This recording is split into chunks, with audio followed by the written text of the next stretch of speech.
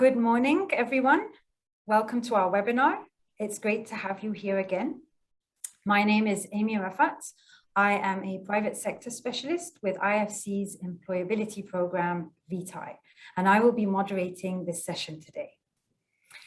Today, we are going to talk about how this new virtual world post the pandemic is affecting the future of career services. But first, let me tell you why this is important and why you should care about this topic. Do you remember when you were a student trying to figure out your career path? Well, I do, and it was daunting to say the least. I could see that studying and getting a certificate was not going, just doing that was not going to launch my career. I needed guidance. And the guidance I got from the Career Services Unit. They definitely influenced me. The Career Services Unit, you could say, is the vital link between a student's current life, their studying, and their future life, their career, their making a living, their contribution to society. In today's session, we're going to look at how the landscape of those career opportunities has changed post-COVID and how we can provide support to our students and guide them in this new future. We have selected our panel to represent different geographical locations and also different perspectives through representing different types of institutions, whether public or private, small or large. And I am delighted to introduce our speakers representing the panel. We have Judie K, who is currently an executive committee member for the World Association for Work Integrated Learning, WACE, and the Vice Chair for Programs and Partnerships. She is managing an initiative called the Global Challenge, which we will be hearing more about during the coming hour. And previously, Judie was Director of Employability and Career Education at the Royal Melbourne Institute of Technology, or RMIT. And that institution is a large public institute based in Australia. Representing Latin America, we have Jesús Luyo, head of the Career Service Unit at Católica University in Peru, a medium-sized public institution. And during his 25-year tenure at the Career Service Office, he has implemented some interesting innovations and business intelligence tools, which we will be hearing about. Representing Africa, we have Najeeb Ibrahim, the Assistant Director of Career Services at Ashesi University in Ghana, a small private institute. And prior to his role with Ashesi, Najeeb served as a Senior Program Manager with the American Council on Education's Center for Education Attainment and Innovation. So as you can see, we've got a representation of different types of institutions here. I'm sure you will have questions for our panelists. So I'd like to encourage you to send your questions in on the Q&A box, which is different to the chat box. Both of them are at the bottom of your screen. And I'd like to let you know that the Q&A box is private, so only the panelists and myself can see those questions. But dividing that from the chat just helps us differentiate between the questions and comments. Before I move on to our panel, I would like to get a better understanding of you, the audience. So we have a question for you. And Ross, if you could put that up. Does your institution have a career services unit? Yes, we do. No, we don't. No, we don't, but we do provide career services in an informal way, not through a dedicated unit. So we'll give the audience a few seconds to send in their answers.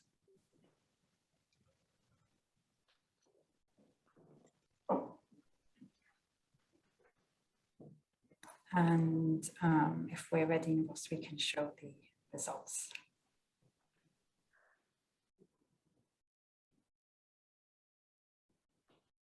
Okay, so most of you do have a dedicated career services unit. Excellent. And if most of you that don't provide career services in some way, and a very small minority don't, but I'm sure this discussion is going to be relevant to all of you. Now, let me turn to Judie at this point. Judie, could you tell us how COVID, in your opinion, has affected the landscape of career opportunities? Well, thank you, Amy, for the question. And first of all, it's a great pleasure to be here and fabulous to be with my fellow panelists, Najeeb and Jesús. The pandemic has had an incredible impact on all of our lives, I think. It has accelerated, the digital acceleration has been immense, and that has affected our life and the careers, the potential careers and work of all our students moving forward. It's really brought into sharp focus the need for digital skills as well as other skills around innovation, communication, etc. And so students really, as they progress into their graduate careers, really need to get a handle on those digital skills. And of course, if they don't have access to the technology or the bandwidth, then this is a real issue. So we could in fact end up with a digital divide. If not, if students do have access to the technology and the bandwidth, then one of the opportunities that arises from the pandemic is that geography becomes less of an issue as we've all pivoted to online. And so there's some fantastic examples of students being able to access opportunities way beyond their geographical, their country or their region. In my country and in many places, that's true. The other thing that I think is happening is that there's a bit of a war for talent from organisations because there are skill shortages.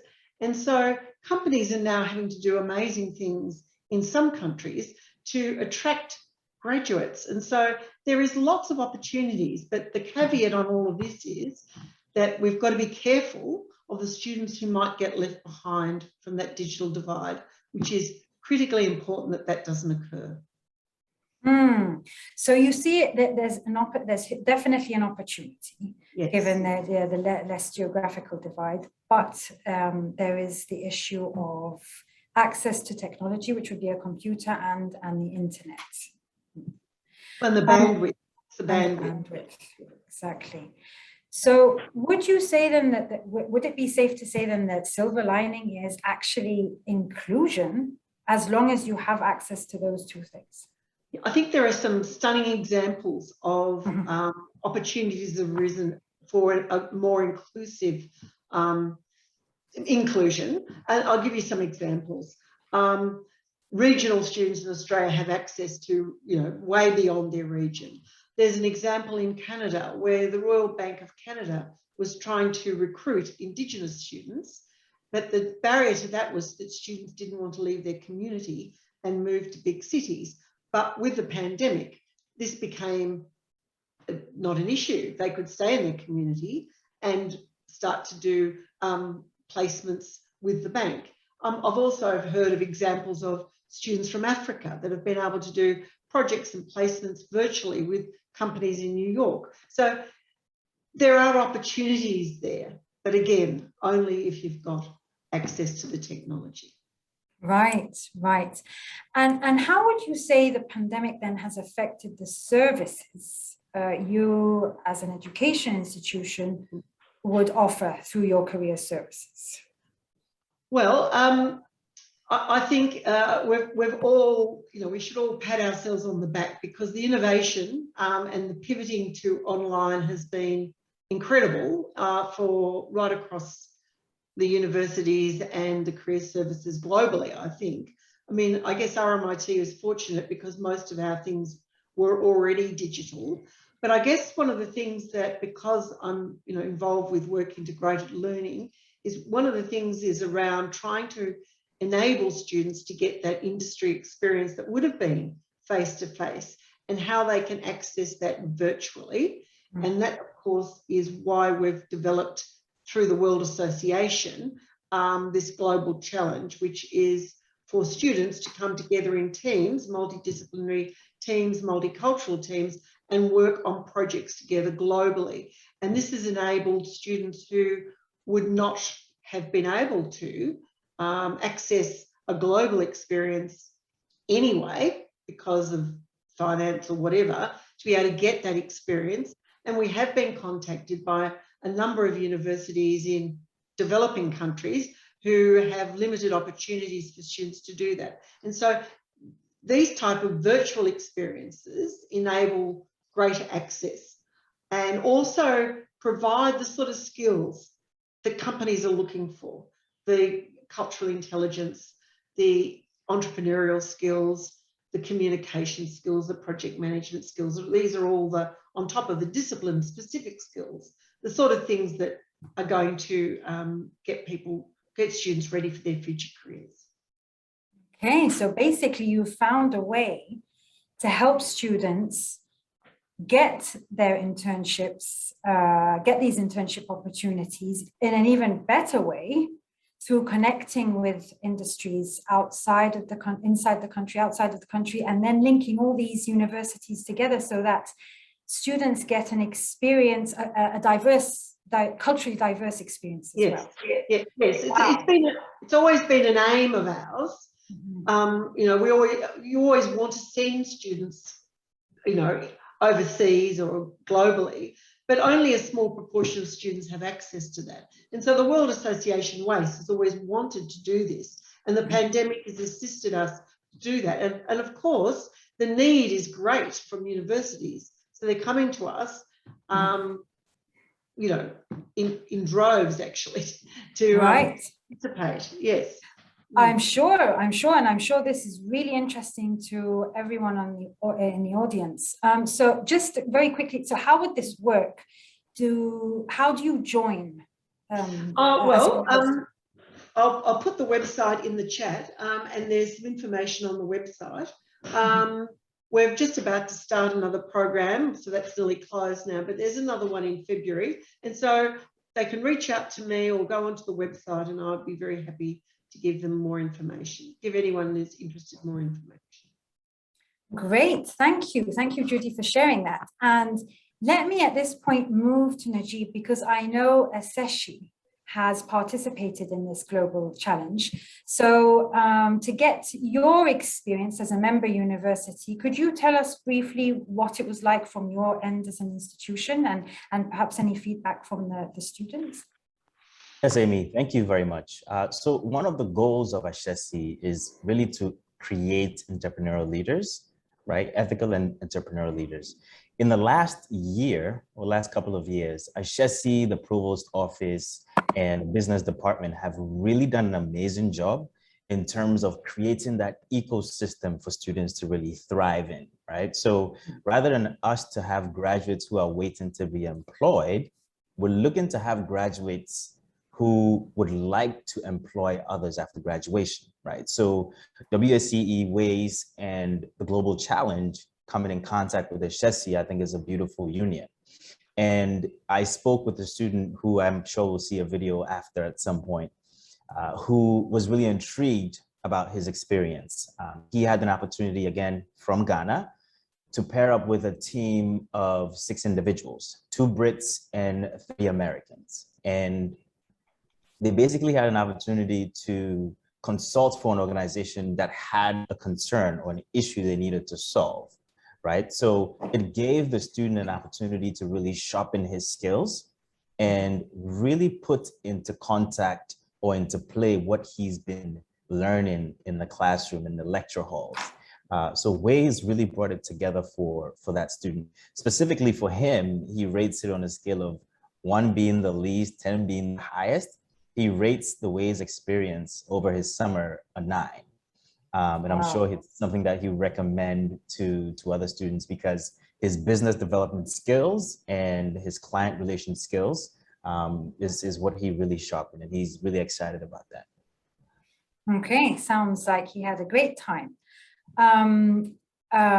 But going to maybe the broader then issue of how you see COVID affecting the career opportunities in the context of Ghana post-COVID. Has this been an opportunity? What are you seeing?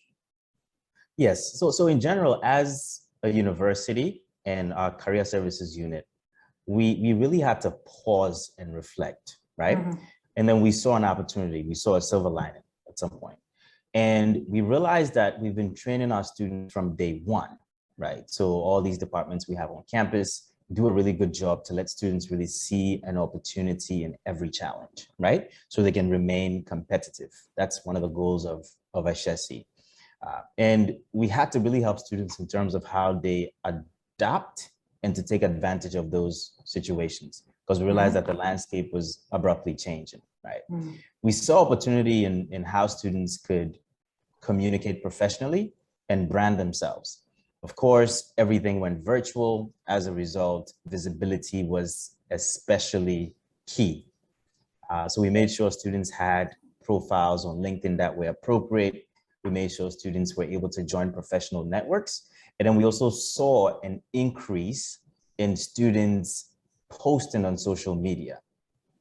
And where we came in as a department was basically making sure students are posting things that are relevant to a specific career field that they may be interested in, so they can have a meeting with an employer, right? Just because of that engagement online. The other thing that we noticed was the fact that students started taking courses through MOOCs. So like Coursera and also Udemy. We noticed students were doing a lot of that. And how we came in as an office is teaching students or showing students how to communicate that on your CV, right? So you've taken all these courses online. How do you communicate that effectively to a potential employer? That's one of the things we did. We also realized that we had to focus more on the virtual space for obvious reasons. Our job shadowing program and our mentorship program both went totally virtual or were remote, right? What that did for us was gave students an opportunity to be more visible, right? Students had the opportunity to volunteer, and that brought some light to what students really did. In addition to that, in general, we noticed that because of the visibility, students had access to jobs, internship, and experiences in general overseas, because at this point, travel really wasn't a barrier anymore. Mm-hmm. Mm-hmm. So you're also seeing an opportunity here, like Judie sitting in Australia, and but the way you as career services had to step in was help them with their branding online.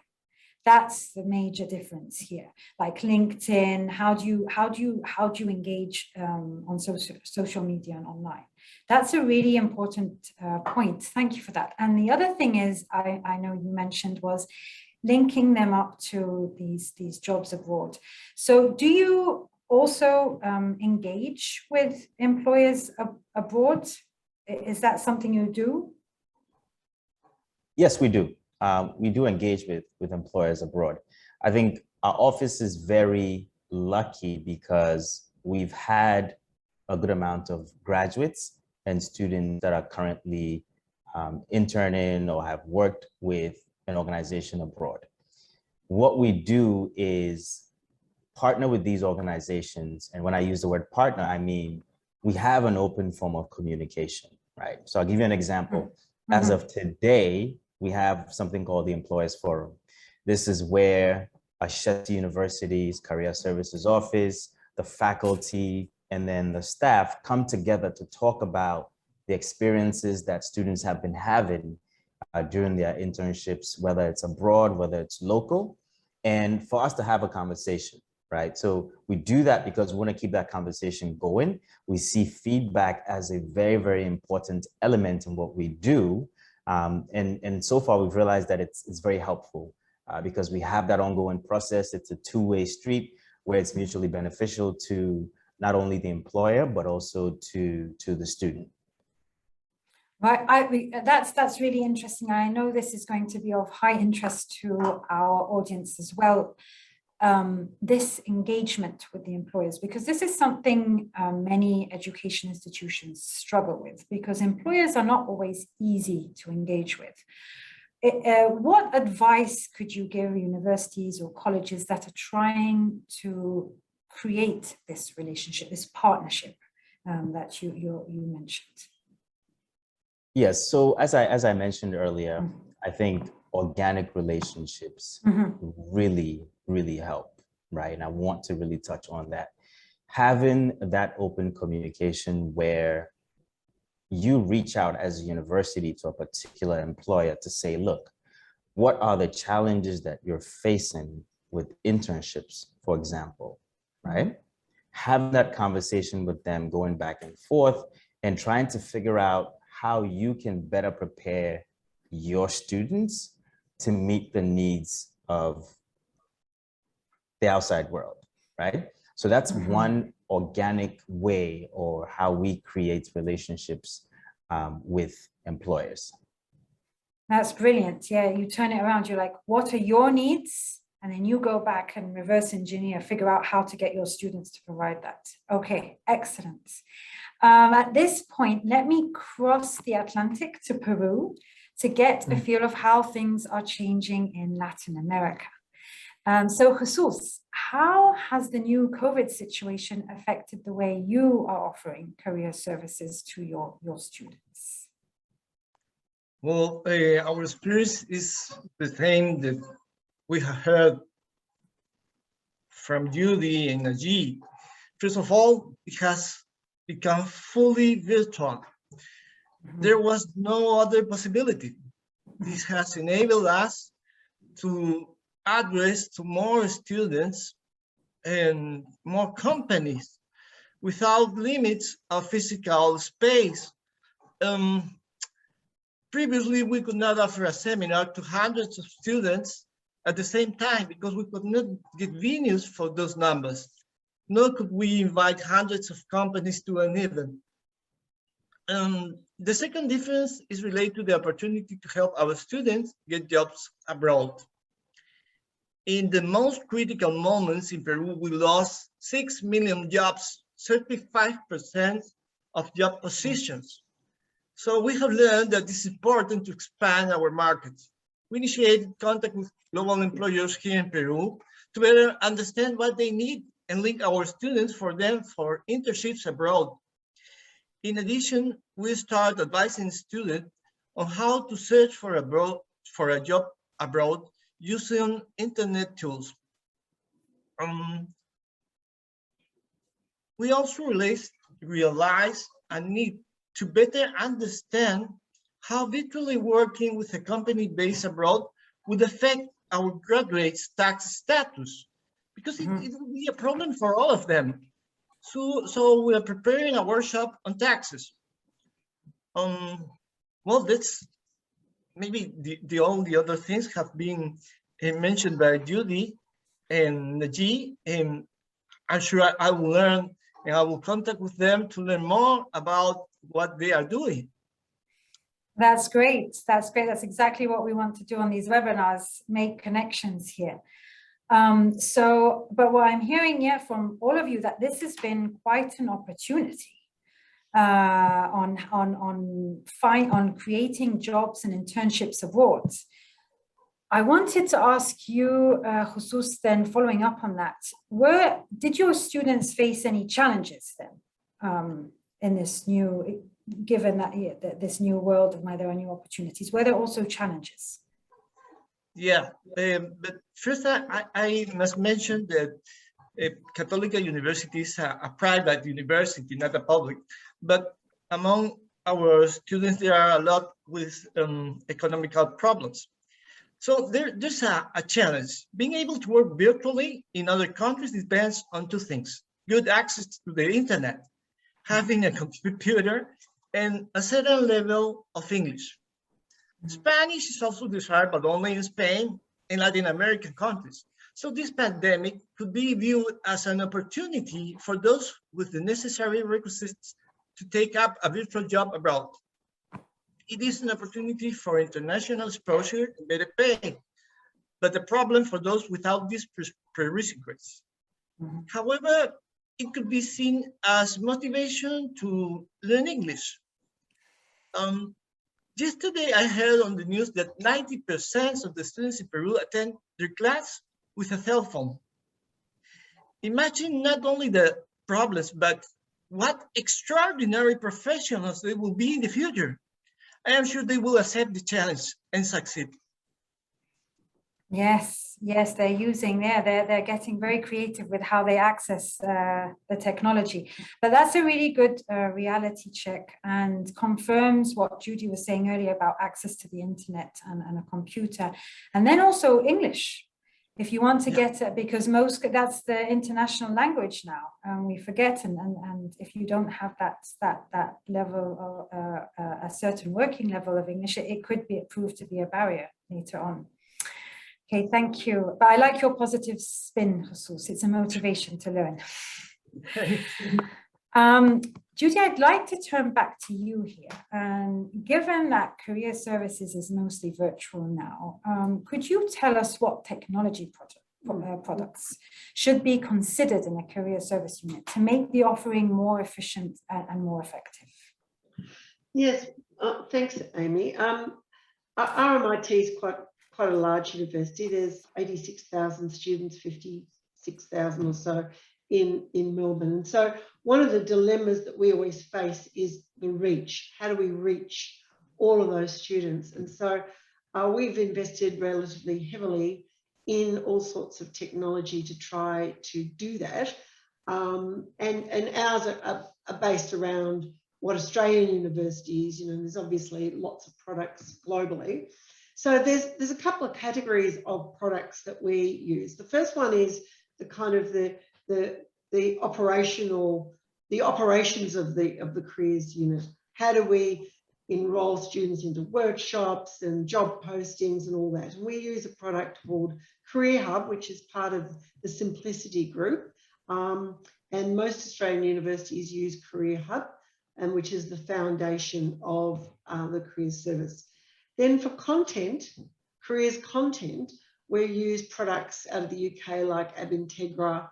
Some universities are now looking at the new Microsoft Career Coach, that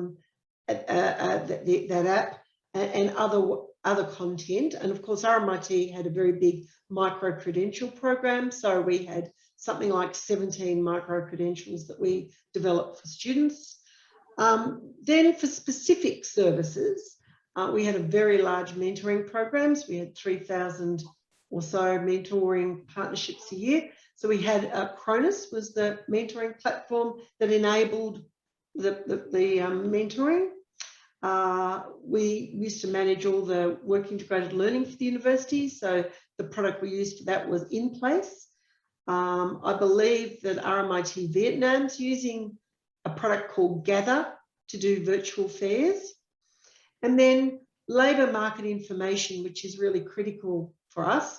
We used a product called Burning Glass, which is sort of a data crunching. It's probably not a very good technical term, but Burning Glass. So there's a myriad of these products, and it really does require quite a, I think over the last 10 years, we've pivoted from, almost nothing virtual to technology, and it's quite a full-time job to try and sort out what is appropriate for your own institution, what you can afford, and how it fits with all the technologies in the rest of the university. That's another critical element. So that's just a snapshot of what we've been using at a particular university in Australia. Thank you for sharing that. And again, I know the audience will be interested in that because we get questions on what technology can help leverage the resources available, because a lot of universities have very limited resources to dedicate for this. So thank you for bringing up the issue also of the cost and the budget. And that's something I'd like to move to now. And I'd like to move to Najeeb and ask you what, on this issue of limited resources, what's your advice to a university or a college which is looking to upgrade their career services on a budget? Yes, so in terms of having a career services on a budget, I obviously consider having a staff that's small, right? So on a team like ours, there's 5 full-time staff members, but we have a core team of 15 students, right? That are called career peer advisors. And they serve as an extension of the office and service students, right? So in terms of CV editing, event planning, social media, public outreach, these are all things that these 15 career peer advisors, again, they're students, that's what they support the office with. What we've realized is that students love to hear from their fellow students, right? So for example, we love to share internship stories, students who have attended an internship over the summer, and then they come back and share that experience with their fellow students, right? So that's one way in which we're able to have, you know, effective career services office on a low budget. Do we pay them? No, we don't pay them, but we provide them with a small stipend that helps them with their data and, of course, telephone calls. These 15 career peer advisors were really pivotal when it came to COVID, right? We had our first virtual career fair, something that had never been done. And I don't think it would have been possible without the core team of 15 career peer advisors. So investing in students, I think, is one way you can have a career services on a budget. That's a brilliant idea. And you read my mind there when you answered the question, do they get paid? I was going to ask you that. So no, they get a stipend. Okay, and so my next question on that is, so are they interested? Like, do you need to motivate them? What drives them to do this?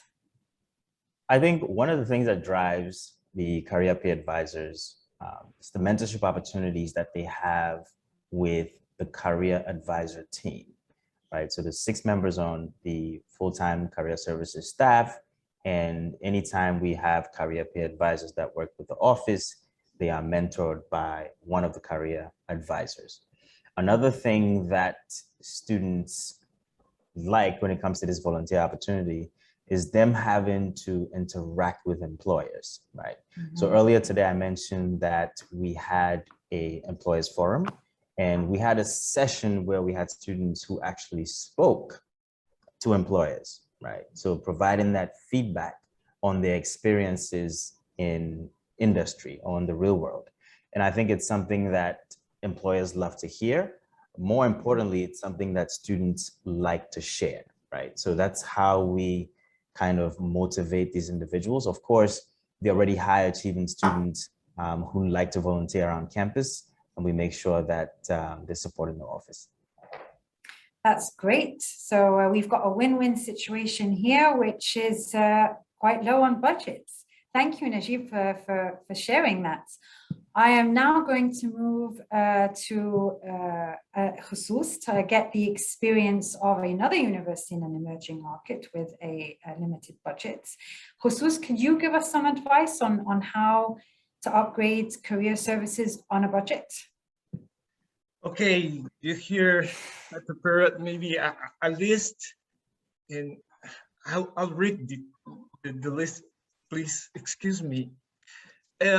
In terms of guidance to compete in the professional market, you can get support from large recruiting organizations as well as from human resource consulting firms. Involve graduates in your efforts. You can find a lot of collaboration, as Najeeb said. If you want your own job portals, you can get very comfortable considerations in public portals. that offer the service by customizing success for your students. But I would suggest do not to focus on the job portal.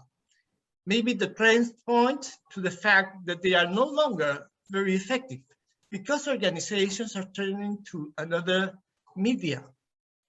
On market research, always talk to the representatives of the organizations and gather information. Get used to analyze economical and political news. They are the market determinant. Work as a team with faculty staff. Nurture a strong relationship with them. We usually come up with interesting projects for which there is no budget. I have read that before. One possibility is to talk to faculty members who could help you by including it as course project. No.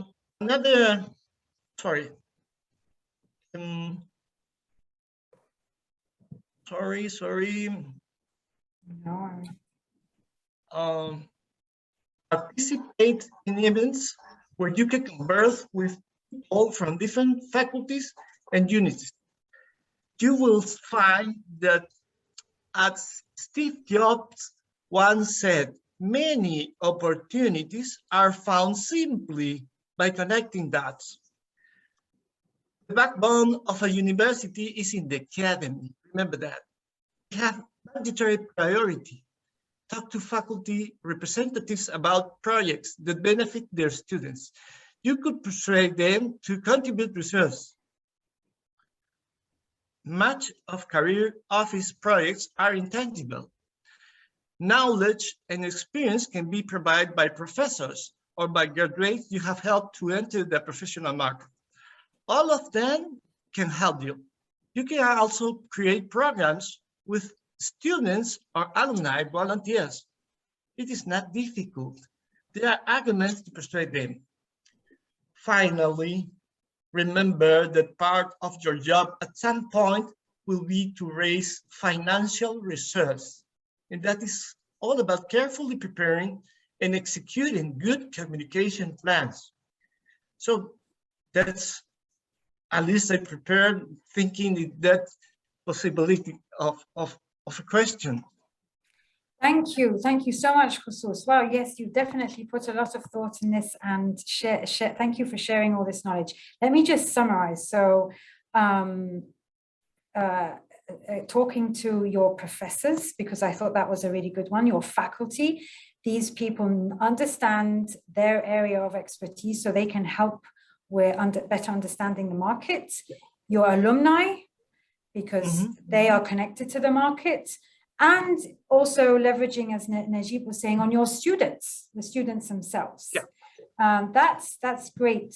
So collaborate with everyone, the people that you already have. Thank you very much, Jesús, for that.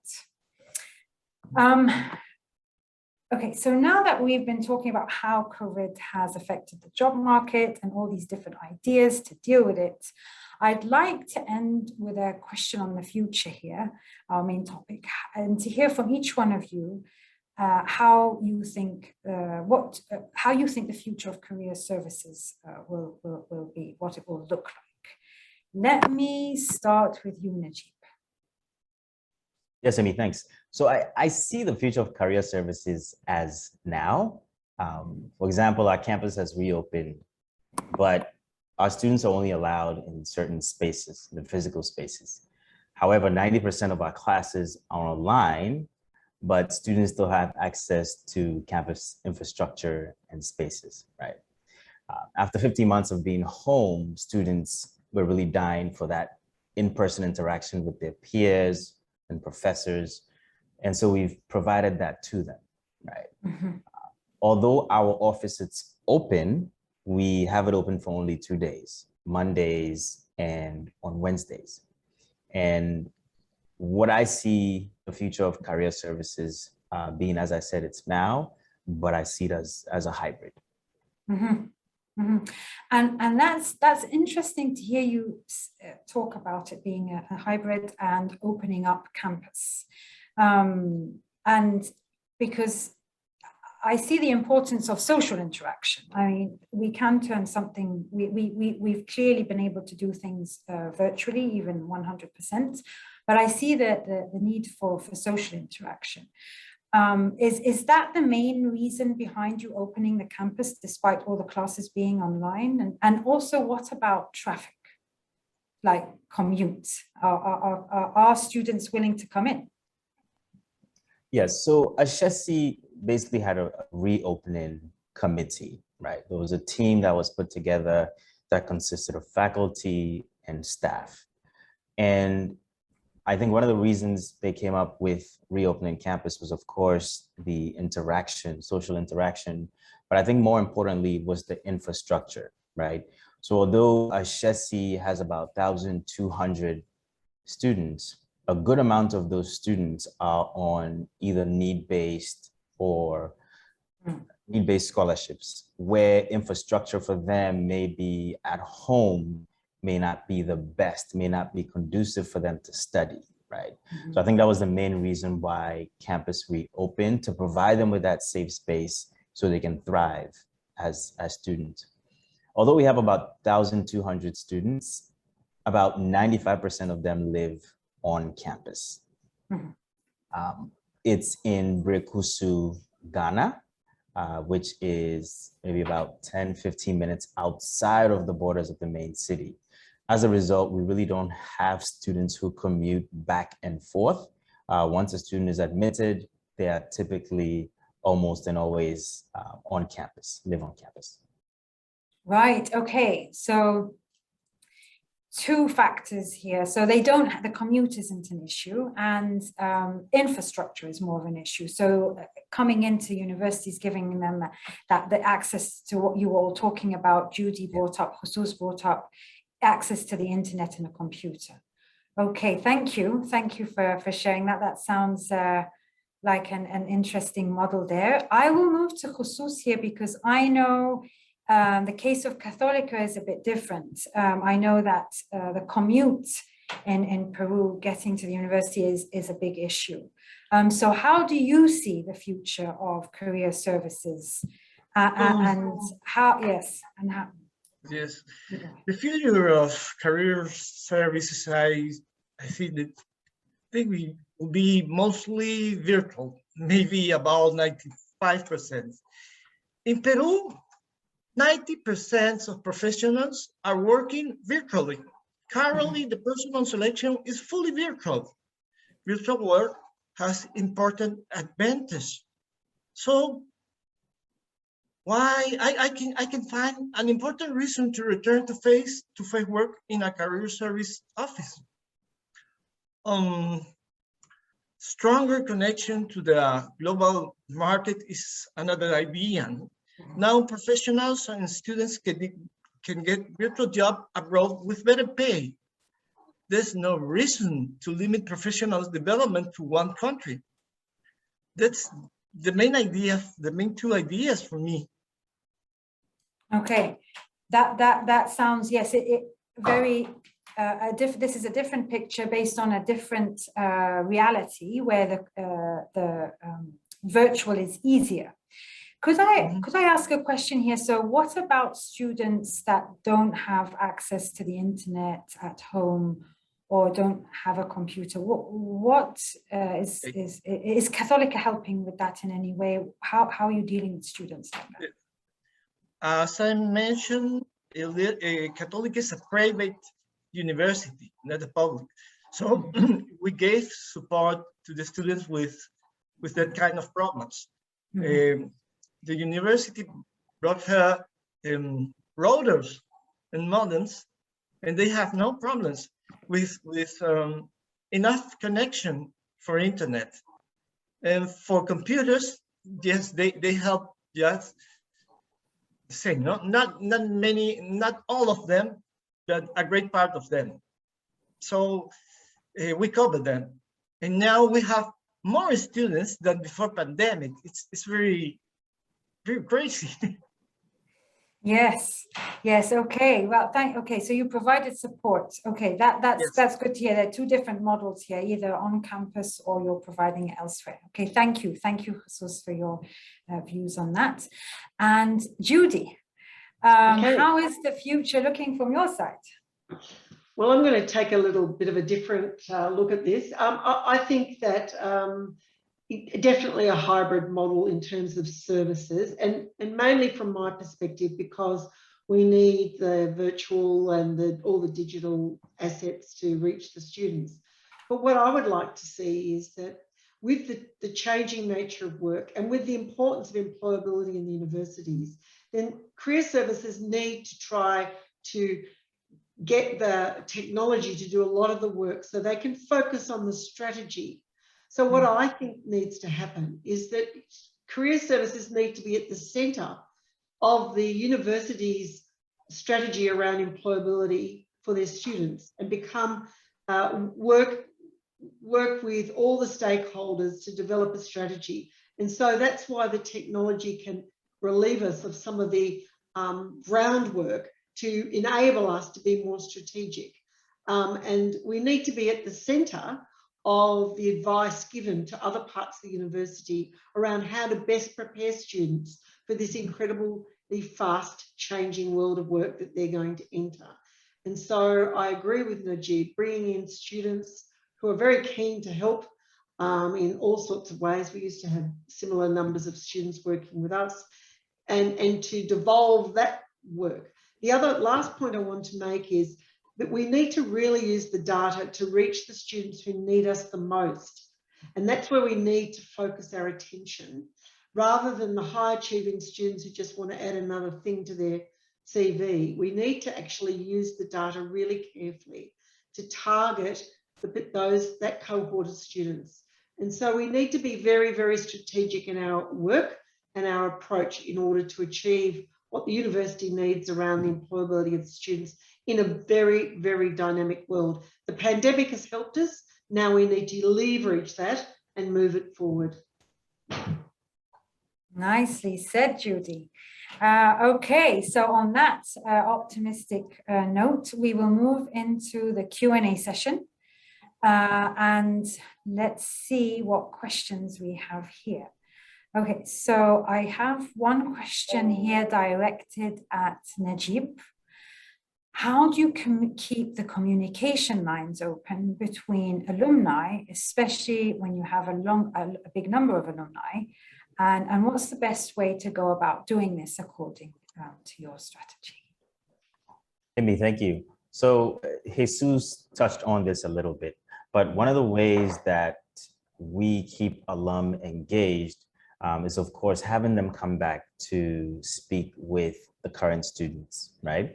There's no better experience than somebody who has recently been in your shoes, who has been through maybe 1 or 2 or 3 years of work experience and is looking forward to sharing that with somebody who is in school, right? So that's one way that we keep that communication going. Another way is, of course, making sure that we have our students who are seeking internships reach out to alum who are working, who are employed, who are in the field, to kind of have maybe an internship with them and to have that communication going. So those are the two ways. Another thing that we also like to do to keep alum engaged, we have an alumni association, of course. We post jobs, right? Making sure that if we do have alum who may be seeking a position, we have those positions available through our platforms. I didn't get a chance to speak about this, but we do have a platform called the College Central Network, where every job that students are seeking, internships, opportunities, volunteer opportunities, students are able to see that. It's also open for our alum to access. So at that point, it's a two-way street. Alum are able to post positions if they have any available, and then students are also able to reach out to alum if they're seeking for a position. Okay, great. Thank you. Thank you, Najeeb. And I'll also ask Jesús, because Jesús, exactly, you had commented on this as part of the ways to upgrade career services, staying in touch with your graduates. So could you also give your tips, your advice on this question? How do you stay in touch with your graduates, given there are so many of them and that takes up resources? Well, we had face-to-face workshop before, And we have a lot of friends that are now alumni. And it was very easy to call them and ask for their aid. Now we have a mentorship program with more than 200 professionals helping students. The most of them are directors or managers in big companies. So it was just a network, and they help us to get more mentors. So it didn't increase more because we have a very serious control, and we thought better we go slow. We can go up to 1,000 mentors with a good control system. But now we are looking to improve it with Alumni Association. And it's working very, very good. Okay, thank you. An Alumni Association. Great, and because I see more questions coming up on this, so I'm going to loop back. But let me just answer. I can see David in the chat is asking, how do you get the recording of this? We're going to be sending out the recording of this to everybody that registered, whether you attended a part of it or weren't able to attend. So don't worry about that. We're going to be sending it out. Now, let me go back to, there's another question here, and I think I'll direct this one to you, Judie. Is there a difference between how career services support graduating students in preparing for jobs and supporting students in preparing for work integrated learning? Do you see a difference between that?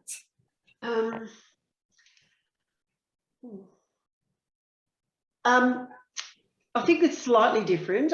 Work integrated learning, because in my world, it's part of the curriculum. And so you're preparing students to enter the workplace for the first time, virtually or not. And you're also encouraging them to explore options and understand their career direction. So I think it's sort of preliminary to, it comes before.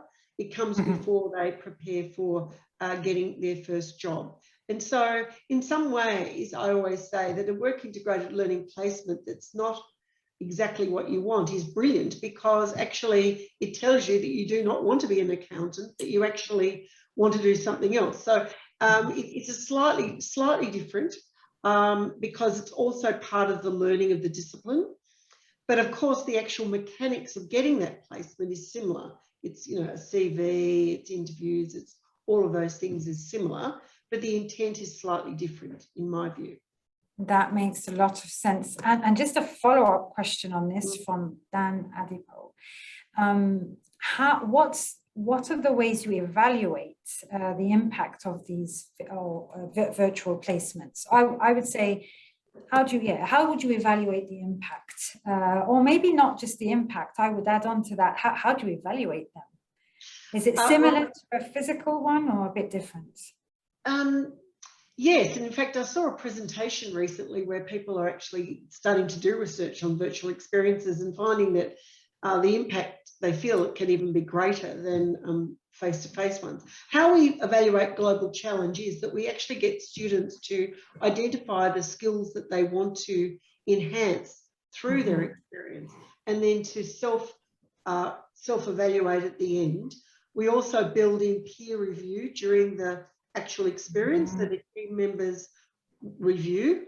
And of course, what would always be wonderful would be a longitudinal, we're not up to that because we've only just sort of started, but longitudinally to look at the impact of their work integrated learning experience, which is something we've done in Australia. We have a national study of, usually face-to-face, work integrated learning, national research around what the impact is. And the impact is there's no doubt it's very positive. But the exact difference between virtual and, I think it's too early yet to be able to assess that definitively.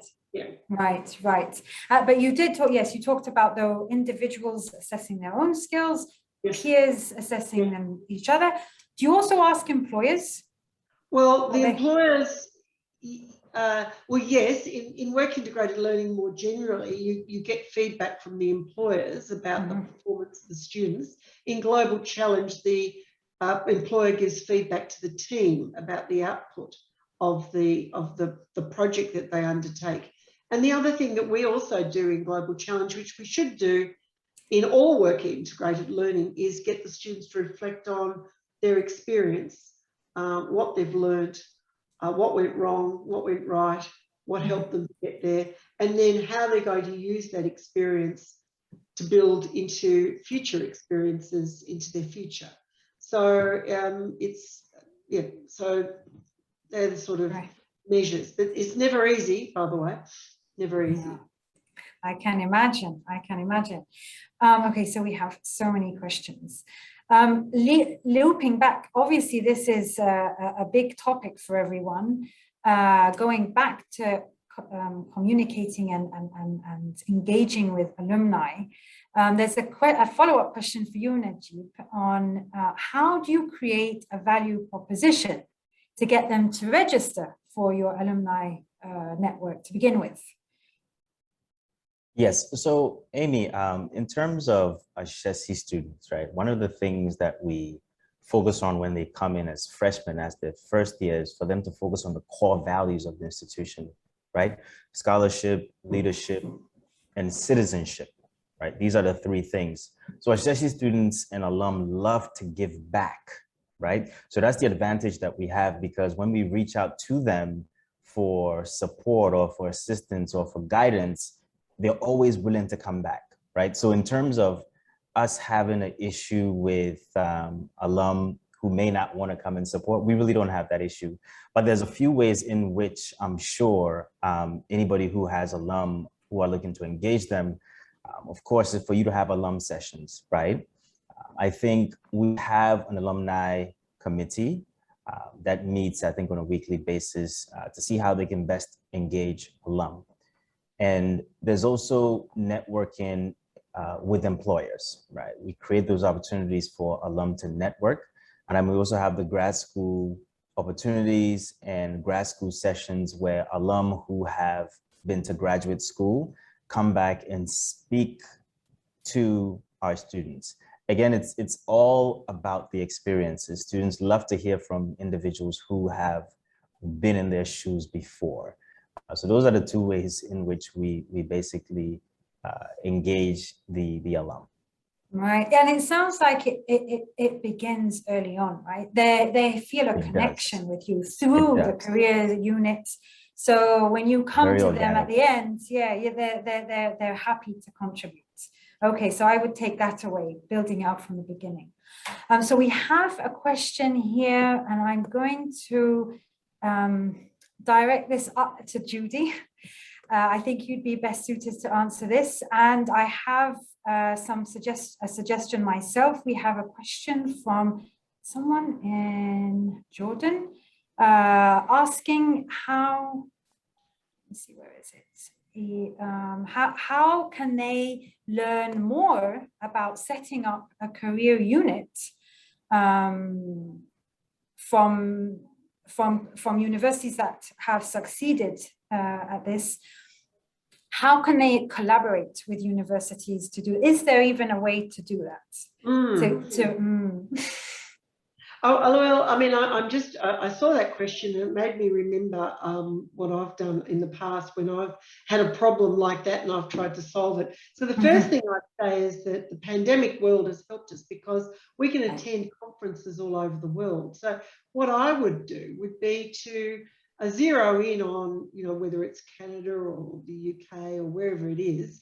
I'd get connected with the careers association, so it'd be ACAS in the UK, NACE in the US, CASE in Canada, and I'd look at I always look at people's conference and who's speaking on what, and I'd start to pinpoint who I want to connect with, and I'm just bold. I just send something through LinkedIn and say I'd like to have a conversation with you. And I've done that my whole career. When I've never invented anything. I've only ever seen ideas that I think are fantastic and connected with people virtually or in person.